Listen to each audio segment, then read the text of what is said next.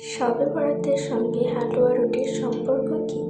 শবে বরাত ইসলামের একটি মর্যাদাপূর্ণ রাত, এতে কোনো সন্দেহ নেই। এই রাতের ফজিলত সহিহ হাদিস দ্বারা প্রমাণিত। এক হাদিসে রাসূল সাল্লাল্লাহু আলাইহি ওয়াসাল্লাম বলেছেন, অর্থ শাবানের রাতে অর্থাৎ শাবান মাসের 14 তারিখ দিবাগত রাতে আল্লাহ তাআলা সমগ্র সৃষ্টিকুলের প্রতি রহমতের দৃষ্টি দেন এবং মুশরিক ও হিংসুক লোক ছাড়া সবাইকে ক্ষমা করে দেন।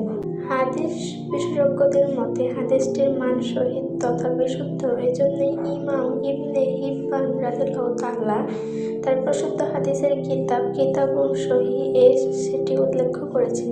শবে বরাতের বিশুদ্ধ আমলগুলোর মধ্যে রয়েছে তেলাওয়াত, দুরূদ, জিকির, নফল নামাজ, নফল রোজা ইত্যাদি। রোজার ক্ষেত্রে 2-1টি রোজা মিলিয়ে রাখা উত্তম, যদিও শবে বরাতের পরদিন একটি রাখলেও অনেকের মতে সমস্যা হয়। তবে আইয়ামে বিজয়ের 3টি রোজা শাবানের 13, 14 ও 15 তারিখ রাখা সর্বোত্তম। এছাড়া এই রাতে একাকী কবর জিয়ারত, মৃত ব্যক্তিদের মাগফিরাত কামনা করা, দীর্ঘ সেজদায় নামাজ পড়া প্রমাণিত আমল। ইমাম শাফেঈ বলেন, এই রাত দোয়া কবুলের উপযুক্ত। কিন্তু শবে বরাতে হালুয়া রুটি বানাতেই হবে এমন কিছু অস্তিত্ব কোথাও পাওয়া যায় না। কাউকে বলতে শোনা যায়, শবে বরাতে হালুয়া রুটি বানালে আরশের নিচে ছায়া পাওয়া যাবে।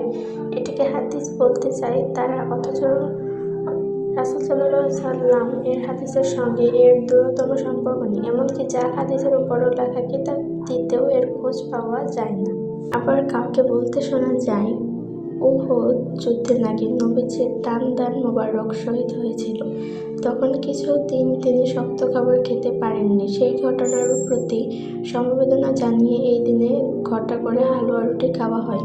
কিন্তু উহুদ যুদ্ধ তো শাবান মাসের 15 তারিখে হয়নি, তা হয়েছে শাওয়ালের 7 তারিখে। সুতরাং যদি সে কেন্দ্রিক কোনো বিষয় থাকতো তাহলে তা শাওয়াল মাসের 17 তারিখ হওয়ার কথা, শাবানের 15 তারিখ নয়। মূল কথা হলো, শবে বরাতে প্রমাণিত আমলে সীমাবদ্ধ থাকা উচিত।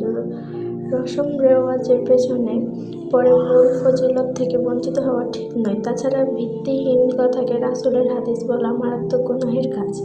আল্লাহ আমাদের হেফাজত করুন, দ্বীনের সকল বিষয় সহিকতা ও বিশুদ্ধ আমলে মনোযোগ দেওয়ার তৌফিক দান করুন। আমিন।